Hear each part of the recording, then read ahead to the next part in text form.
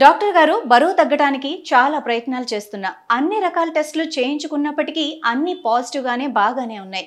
Diet plan మార్చుకోమంటున్నారు. అసలు బరువు తగ్గడానికి ఎలాంటి డైట్ తీసుకుంటే మంచిది? దీని గురించి పూర్తి వివరాలు ప్రముఖ కార్డియాలజిస్ట్ డాక్టర్ మొవ్వా శ్రీనివాస్ గారిని అడిగి తెలుసుకుందాం. డైట్ ప్లాన్ అంటూ ఇవ్వడం అంత కరెక్ట్ కాదండి. మీరు హాస్పిటల్కి వెళ్ళినట్లయితే ఎస్పెషల్లీ కార్పొరేట్ హాస్పిటల్స్లో అన్ని హాస్పిటల్స్లో డైటీషియన్ అంటూ ఉంటారు. వాళ్ళు ఏం చేస్తారంటే చివరిలో మిమ్మల్ని అడిగి మీకు ఒక డైట్ ప్లాన్ అని ఒక చీటీ ఇస్తారు. 100 గ్రాములు ఇడ్లీ, 108 గ్రాములు దోశ, 150 గ్రాములు రైస్ ఇట్లా ఇస్తారు. అవి అంత కొలతలు గట్టి లెక్కగట్టి ఇచ్చేవాళ్ళు ఇంట్లో ఉన్నట్లయితే మనకు జబ్బులు ఎందుకు వస్తాయి చెప్పండి. సో అది అన్సైంటిఫిక్ అంటే ప్రాక్టికల్ కాదు, సైంటిఫిక్కే కాదంట్లా, అది శాస్త్రీయమే. కానీ మనం ఇంటికి వచ్చి మనం అప్లై చేసుకోవడానికి ఈజీగా ఉండేటట్టుగా మనకి డైట్ ప్లాన్ అంటూ ఉండాలి. కాబట్టి డైట్ ప్లాన్ అంటూ ఉండదండి, నేను ఇవ్వను ఎవరికీను. బట్ మీకు ఎలా తినాలో మీకు సలహాలు సూచనలు ఇస్తాను. మీ రుచులకి మీ యొక్క ఇష్టాయిష్టాలకు అనుగుణంగా ఇది మీరు మార్చుకుంటూ చేయొచ్చు. ఒక డైట్ ప్లాన్ అంటూ అందరికీ అనేది కరెక్ట్ కాదు. మీ రుచులకు అనుగుణంగా మీరు చేసుకున్నట్లయితే ఎక్కువ కాలం చేయగలరు.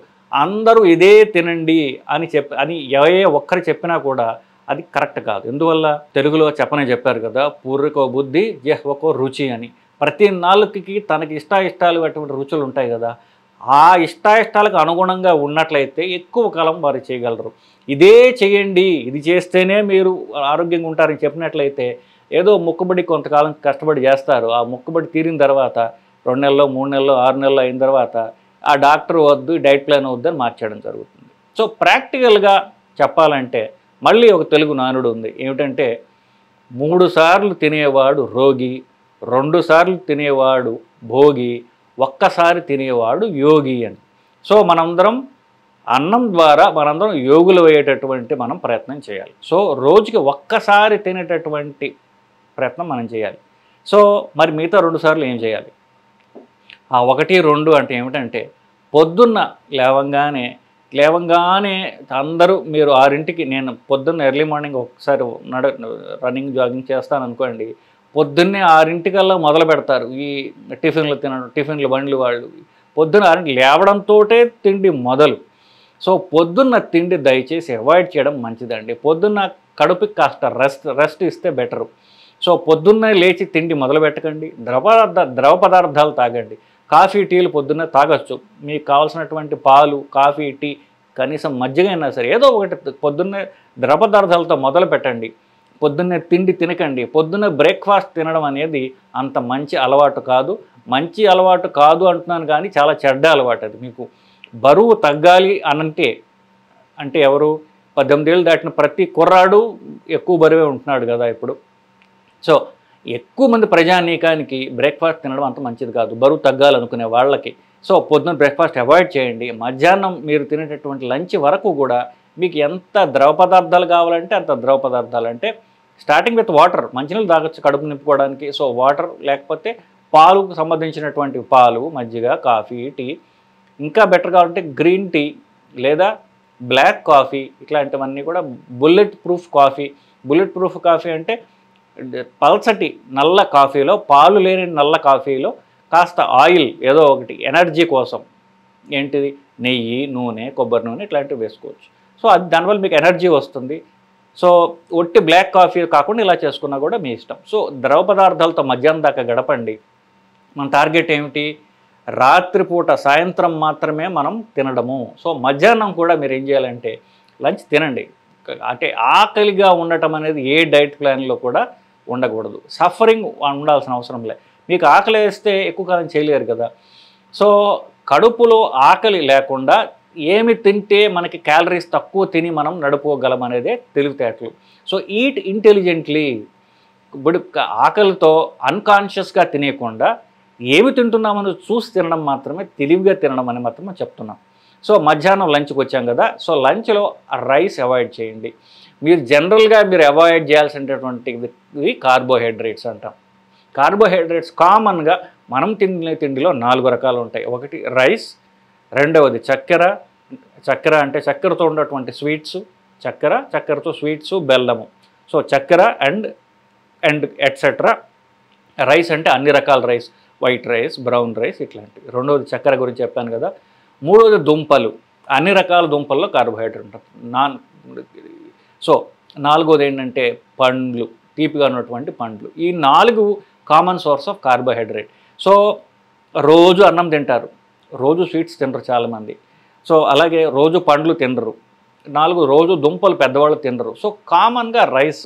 సో రైస్ తీసేసినట్లయితే మీ డైట్లో కార్బోహైడ్రేట్స్ 90% తీసేసిన వాళ్ళు అవుతారు. సో మధ్యాహ్నం రైస్లో, మధ్యాహ్నం తినే అన్నంలో రైస్ తీసివేసేయండి. రైస్ బదులుగా మీరు ప్రోటీన్ ఎక్కువ తింటే మంచిది. గుడ్లు, వెజిటేరియన్స్ అయితే, నాన్ వెజిటేరియన్స్ అయితే గుడ్లు, వైట్ మీట్, గుడ్లు, ఫిష్, చికెన్ ఇది తినండి. ఒకవేళ మీరు శాకాహారులు ఏంటంటే ప్రోటీన్ ఉన్నటువంటివి ఏంటి, శనగలు, నల్ల శనగలు, తెల్ల శనగలు, పెసలు, స్ప్రౌట్స్ అంటే మొలకెత్తినటువంటి పెసలు, లేకపోతే మీల్ మేకర్ అంటారు అంటే సోయా, ఇట్లాంటివన్నీ కూడా ప్రోటీన్ సోర్సెస్ వెజిటేరియన్స్కి. సో ఇవి మధ్యాహ్నం ఎక్కువ తినండి. ఒక సలాడ్ అంటే టమాటా, కీరకాయ, లేకపోతే క్యారెట్ ఇట్లాంటివి. సో దాని క్యాబేజ్ కూడా తినచ్చు. దీంట్లో మీరు డ్రెస్సింగ్ అంటే మీరు సలాడ్ని ఎలా ఇంట్రెస్టింగ్ చేసుకోవాలో అలా, దానిలో కాస్త ఒక్క చుక్క మీరు కావాలంటే తేనె వేసుకోవచ్చు, లేకపోతే సలాడ్ డ్రెస్సింగ్స్ అని దొరుకుతాయి మీకు, దానిలో పెరుగు వేసుకోవచ్చు. అట్లా దానిలో సలాడ్ ఇంట్రెస్టింగ్గా చేసుకుని తినండి. ఒక సలాడ్ తర్వాత, అన్నం తినముందు సలాడ్ తినండి. దాని తర్వాత మీకు కావాలనుకుంటే అన్నం సబ్స్టిట్యూట్స్ తినచ్చు. అన్నం సబ్స్టిట్యూట్స్ అంటే ఇప్పుడు సిరిధాన్యాలు అంటారు చూస్తారా, వాటిల్లో కూడా మీకు ఏది నచ్చితే అది తినండి. మంగళవారం ఒకటి, సోమవారం ఒకటి, శనివారం ఒకటి, ఇట్లాగా మీ జీవితం దుర్భరం చేసుకోవాల్సిన అవసరం లేదు. బీ ఫ్లెక్సిబుల్, రోజు మారుస్తుండండి. Enjoy your food, enjoy your lunch. ఇది ఒక పనిష్మెంట్ లాగా ఉండకూడదు. You should really enjoy your lunch, but still eat only what you should eat. Avoid what మీరు తినగలిగినట్టు, మీకు ఆరోగ్యకరమైనట్టు తినండి, మిగతావి అవాయిడ్ చేయండి. మీరు తినగలిగినవి మీరు ఎంజాయ్ చేస్తూ తినండి. దాదాపు ఒక పనిష్మెంట్ లాగా మీరు ఫీల్ అవ్వకూడదు, ఆకలిగా ఫీల్ అవ్వకూడదు. ఈ 2 బేసిక్ ప్రిన్సిపల్స్. సో మీరు తినగలిగినవి ఏమిటంటే, సో అన్నం తీసేస్తే కీన్వా తినచ్చు, జొన్నలు తినచ్చు, రాగులు తినచ్చు, కొర్రలు తినచ్చు. కొర్రలు తినడం కష్టం చాలామందికి. సో తినగలిగితే మంచిదే. లేదా కీన్వా, జొన్నలు, రాగులు, గోధుమ రవ్వ, సో ఇలాంటివి మధ్యాహ్నం మీరు అన్నం బదులుగా తినచ్చు. ఫస్ట్ సలాడ్తో తినండి, తర్వాత ఇవి తినగలిగితే తినండి. దీంతో పాటుగా కూరలు, పచ్చళ్ళు, సాంబార్లు మీ ఇష్టం ఏదైనా సరే. ఇది మధ్యాహ్నం అయిపోయింది కదా. సో ఇలా చేసి రాత్రి మాత్రం మీరు ఇనీషియల్గా కావాలంటే అన్నం తినండి, మెల్లమెల్లగా దాన్ని కూడా అన్నం తీసేసే ప్రయత్నం చేయండి. ఒకసారి తినడానికే మనం ఏం చేస్తున్నాం కాబట్టి ఇనీషియల్గా మీరు రాత్రిపూట్ల అన్నంతో ఎర్లీ డిన్నర్ చేసుకోవచ్చు. 6, 7, మ్యాక్సిమం 7 దాటకుండా చూసుకోండి. 7 లోపల 7 మీరు రాత్రి భోజనం చేసేసేయచ్చు. బెస్ట్ ఇలాగ స్టార్ట్ చేయండి. మెల్లగా రాత్రి కూడా అన్నం తీసేసి ఈ మధ్యాహ్నం చెప్పినటువంటివి రాత్రి కూడా మీరు తినే ప్రయత్నం చేయండి. ఇలా చేస్తే మీరు వెయిట్ తగ్గడం అనేది ఖచ్చితము. మధ్యలో చెప్తున్నా, ఇప్పుడు 7ంటికి మీరు భోజనం చేసేసారనుకోండి, మీరు ఒకవేళ లేట్గా పడుకునే మీకు అలవాటు ఉన్నట్లయితే 10 తర్వాత 11ంటికి ఆ టైంలో మళ్ళీ మీకు కాస్త ఆకలి వేయచ్చు. అన్నం ఎస్పెషల్లీ మానేస్తే కడుపు నిండదు, ఆ ఫీలింగ్ ఉంటుంది మీకు అలవాటు దోషం వల్ల. సో అలా ఉన్నట్లయితే రాత్రి పడుకునే ముందు కావాలంటే ఒక గ్లాస్ మజ్జిగో, ఒక గ్లాస్ పాలు అలాంటి కాఫీ మాత్రం తాగద్దు. కాఫీ టీలు తాగితే నిద్ర రాదు. సో సాయంత్రం 5 తర్వాత కాఫీ టీలు తాగొద్దండి. తాగితే రాత్రి నిద్ర క్వాలిటీ తగ్గిపోతుంది, నిద్ర క్వాలిటీ తగ్గుతుంది, నిద్ర డ్యూరేషన్ గంటలు కూడా తగ్గిపోతాయి. సో కాఫీ టీలు తాగొద్దు. రాత్రి పడుకునే ముందు పెద్ద గ్లాస్ కావాలంటే మజ్జిగ, పాలు, పళ్ళ రసము మీకు ఏది కావాలన్నా తాగినట్లయితే హాయిగా ఉంటుంది. సో టూకీగా పొద్దునుంచి సాయంత్రం దాకా ఇది. ఇకపోతే మధ్యలో మీకు ఆకలేసినట్లయితే ఏం చేయాలి, ఎస్పెషల్లీ పొద్దునుండి మధ్యాహ్నం దాకా ద్రవ పదార్థాలు తాగండి. నట్స్ తినండి. నట్స్ అంటే జీడిపప్పు, బాదం, పిస్తా, వాల్నట్స్, వేరుశనక్కాయలు, పల్లీలు ఇవన్నీ కూడా ఎంత కావాలంటే అంత తినచ్చు. దీంట్లో కార్బోహైడ్రేట్ చాలా తక్కువ ఉంటుంది. సో మీకు ఆకలి వేస్తే ఇవి ఎంత కావాలంటే తినండి, మిగతాది నేను చెప్పినట్టుగా చేయండి. ఇలా చేసినట్లయితే ఖచ్చితంగా మీరు బరువు తగ్గుతారు. బరువు తగ్గితే మీకు బీపీ, షుగర్లు తగ్గుతాయి, కొలెస్ట్రాల్ తగ్గుతుంది, గుండె జబ్బుల నుంచి మీరు విముక్తి చెందుతారు. ఒకవేళ స్టెంట్ వేసిన వాళ్ళు వీళ్ళందరూ కూడా, బైపాస్ అయిన వాళ్ళు కూడా ఇలా చేయడానికి అర్హులే. షుగర్ జబ్బు ఉన్న వాళ్ళు మాత్రము మీ డాక్టర్ని మీరు ఒక్కసారి ఈ డైట్ ప్లాన్ చేయదలుచుకున్నానని చెప్పండి. ఎందుకంటే మీరు అన్నం మానేసిన షుగర్ డ్రాప్ అయిపోతుంది. డ్రాప్ అయినప్పుడు మీ షుగర్ మందులు తగ్గించుకోవాలి.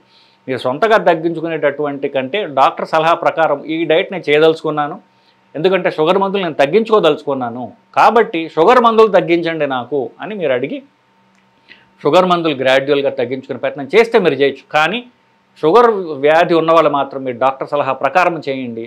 షుగర్ వ్యాధి లేని వాళ్ళు అందరూ కూడా నేను చెప్పినటువంటి ఈ డైటరీ ప్లాన్ చేసినట్లయితే బరువు తగ్గడం అనేది శీఘ్రంగా జరుగుతుంది.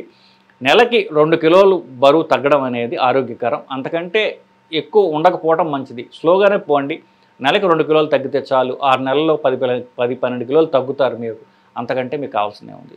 మోస్ట్ ఆఫ్ ది జబ్బులు 6 నెలల్లో మీరు రివర్స్ చేసుకోవచ్చు. షుగరు, బీపీ ఇట్లాంటివన్నీ కూడా ఒక 6 నెలల్లో మీరు రివర్స్ చేసుకునేటటువంటి శక్తి మందులు అవసరం లేకుండా మీకు వస్తుందండి. నమస్కారం.